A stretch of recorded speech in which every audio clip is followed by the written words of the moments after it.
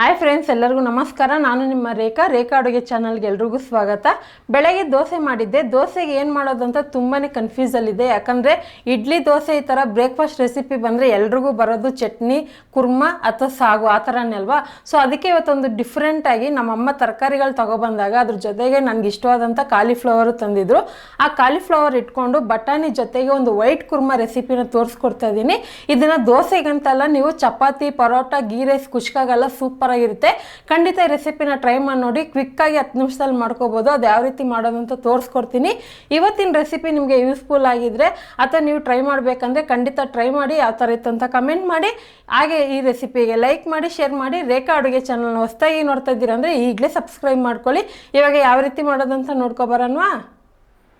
ನೋಡಿ, ಒಂದು ಮಿಕ್ಸಿ ಜಾರ್ಗೆ ಇವಾಗ ಅರ್ಧ ಕಪ್ ಆಗೋಷ್ಟು ತೆಂಗಿನಕಾಯಿ ಹಾಕ್ಕೊತಾ ಇದ್ದೀನಿ. ಹಸಿ ತೆಂಗಿನಕಾಯಿ, ಒಂದು 5 ರಿಂದ 6 ಹಸಿಮೆಣಸಿನ್ಕಾಯಿ, ಒಂದು ಈರುಳ್ಳಿ, ಹುರ್ಗಡ್ಲೆ 1 ಟೇಬಲ್ ಸ್ಪೂನು, 1 ಪೀಸ್ ಚಕ್ಕೆ, ಒಂದು 3 ಲವಂಗ, 1 ಪೀಸ್ ಕಲ್ಲುವ, 1/4 ಟೀ ಸ್ಪೂನ್ ಮೆಣಸು, 1/4 ಟೀ ಸ್ಪೂನ್ ಜೀರಿಗೆ, 1/4 ಟೀ ಸ್ಪೂನ್ ಸೋಂಪು ಕಾಳು.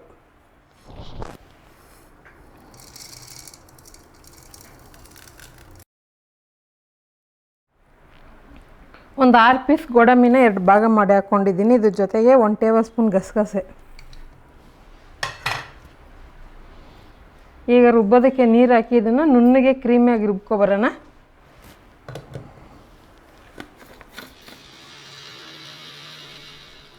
ನೋಡಿ, ಇವಾಗ ಕುಕ್ಕರಲ್ಲಿ ಮಾಡೋದು ತೋರಿಸ್ಕೊಡ್ತಾ ಇದ್ದೀನಿ. ಇವಾಗ ಕುಕ್ಕರ್ಗೆ ನಾನೊಂದು 3 ಟೇಬಲ್ ಸ್ಪೂನ್ ಎಣ್ಣೆ ಹಾಕ್ಕೊಂಡಿದ್ದೀನಿ. ಎಣ್ಣೆ ಬಿಸಿ ಆದಮೇಲೆ 1-2 ಏಲಕ್ಕಿ, ಒಂದೇ ಒಂದು ಪಲಾವ್ ಎಲೆ ಹಾಕ್ಕೊತಾ ಇದ್ದೀನಿ. ಈಗ ಇದ್ರ ಜೊತೆಗೆ ಒಂದು ದೊಡ್ಡ ಸೈಜ್ ಈರುಳ್ಳಿನ ಚಿಕ್ಕ ಚಿಕ್ಕದಾಗಿ ಕಟ್ ಮಾಡಿ ಹಾಕ್ಕೊತಾ ಇದ್ದೀನಿ. ಈರುಳ್ಳಿನ ಫ್ರೈ ಮಾಡ್ಕೊಳ್ಳೋಣ. ಸೊ ಇದೇ ಥರ kurma recipe, gravy recipe already ಹಾಕಿದ್ದೀನಿ. ನೋಡಿಲ್ಲ ಅಂದರೆ ಒಂದು ಸರಿ ಪ್ಲೇ ಲಿಸ್ಟಲ್ಲಿ ಚೆಕ್ ಮಾಡಿ. ಈರುಳ್ಳಿ ಫ್ರೈ ಆಗೋವಾಗೇ ಈ ಕುರ್ಮಾಗೆ ಒಳ್ಳೆ ಫ್ಲೇವರ್ ಕೊಡೋಕ್ಕೆ 1-2 ಟೇಬಲ್ ಸ್ಪೂನ್ ಆಗೋಷ್ಟು ಪುದೀನಾನ ಕಟ್ ಮಾಡಿ ಹಾಕ್ಕೊತಾ ಇದ್ದೀನಿ. ಇದ್ರ ಜೊತೆಗೆ 1 ಟೀ ಸ್ಪೂನ್ ಆಗೋಷ್ಟು ಶುಂಠಿ ಬೆಳ್ಳುಳ್ಳಿ ಪೇಸ್ಟ್ ಹಾಕ್ಕೊತಾ ಇದ್ದೀನಿ. ಸ್ವಲ್ಪ ಶುಂಠಿ ಬೆಳ್ಳುಳ್ಳಿ ಪೇಸ್ಟಲ್ಲಿ ಹಸಿ ವಾಸನೆ ಹೋಗಬೇಕು. ಒಂದೇ 1 ನಿಮಿಷ ಫ್ರೈ ಮಾಡ್ಕೊಳ್ಳೋಣ.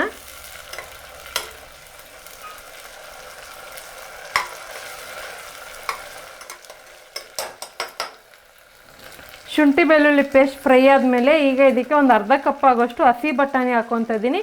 ನಿಮ್ಮ ಹತ್ರ ಹಸಿ ಬಟಾಣಿ ಇಲ್ಲಾಂದರೆ ಫ್ರೋಝನ್ ಬಟಾಣಿ ಅಥವಾ ಒಣ ಬಟಾಣಿ ಇದ್ದರೆ ಅದನ್ನು ನೈಟೇ ನೆನೆ ಹಾಕ್ಬಿಟ್ಟು ನೀರಲ್ಲಿ ಆನಂತರ ನೀವು ಯೂಸ್ ಮಾಡ್ಕೋಬೋದು. ಮಿನಿಮಮ್ ಆದರೆ ಒಂದು 6 ಅವರ್ ನೆಂದಿರಬೇಕು ಬಟಾಣಿ.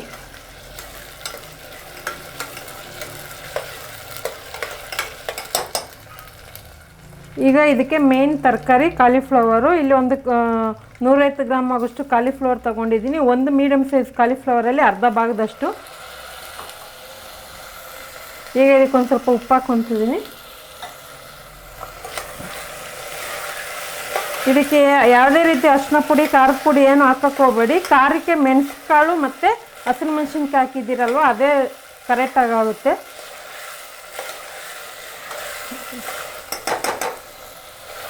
ನೋಡಿ, ಇವಾಗ ಇದನ್ನು ಒಂದು 2 ನಿಮಿಷ ಫ್ರೈ ಮಾಡಿದ್ನಲ್ವ. ಇವಾಗ ಇದಕ್ಕೆ ರುಬ್ಬಿರೋಂಥ ಮಸಾಲೆ ಹಾಕ್ಕೊಳ್ಳೋಣ. ಇವಾಗ ಹಾಕ್ಕೊತಾ ಇದ್ದೀನಿ. ನಿಮಗೆ ಗ್ರೇವಿ ಎಷ್ಟು ಬೇಕೋ ಅದು ತಕ್ಕಂತೆ ಮಸಾಲೆನ ರೆಡಿ ಮಾಡ್ಕೊಳ್ಳಿ. ಮತ್ತು ಇನ್ನೊಂದು, ನಿಮ್ಗೆ ಏನಾದರೂ ಖಾರ ಕಡಿಮೆ ಆಯಿತು ಅನಿಸಿದ್ರೆ 1-2 ಹಸಿರು ಮೆಣಸಿನ್ಕಾಯಿನ ಎಕ್ಸ್ಟ್ರಾ ಕಟ್ ಮಾಡಿ ಒಗ್ಗರಣೆಗೆ ಹಾಕ್ಕೋಬೋದು.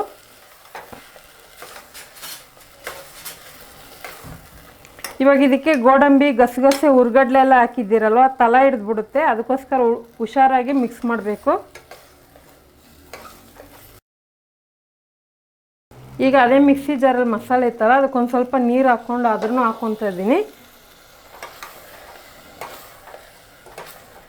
ಸೀದೋಗಕ್ಕೆ ಬಿಡಬೇಡಿ. ಮೀಡಿಯಮ್ ಫ್ಲೇಮಲ್ಲಿ ಇಟ್ಕೊಂಡು ಫ್ರೈ ಮಾಡಿ. ಒಂದು ಸ್ವಲ್ಪ ಫ್ರೈ ಆದರೆ ಸಾಕು. ಆನಂತರ ನೀರು ಹಾಕಿ ಕುಕ್ಕರ್ ಮುಚ್ಚಳ ಮುಚ್ಚೋದೆ.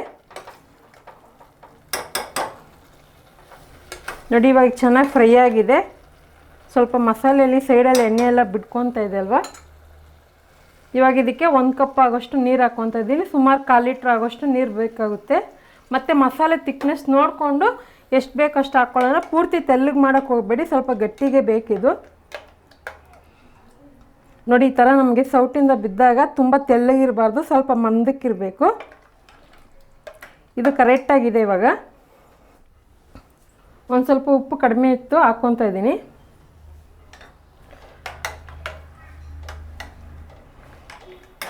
ಈಗ ಮಿಕ್ಸ್ ಮಾಡ್ಕೊಂಡಿದ್ದೀನಿ. ಇವಾಗ ಮುಚ್ಚಳ ಮುಚ್ಚಿಬಿಡೋಣ.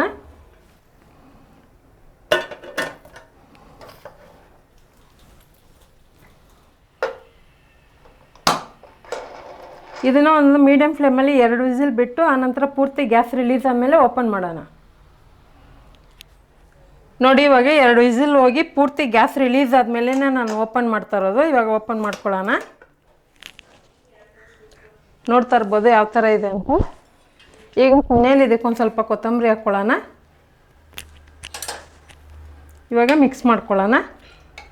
ನೋಡಿ ನಾನೇನು ಅಂದ್ಕೊಂಡಿದ್ನೋ ಅದೇ ತಿಕ್ನೆಸ್ಸಿಗೆ ಬಂದಿದೆ. ತುಂಬ ತೆಳ್ಳಗೂ ಅಲ್ಲ, ತುಂಬ ಗಟ್ಟಿಗೂ ಅಲ್ಲ.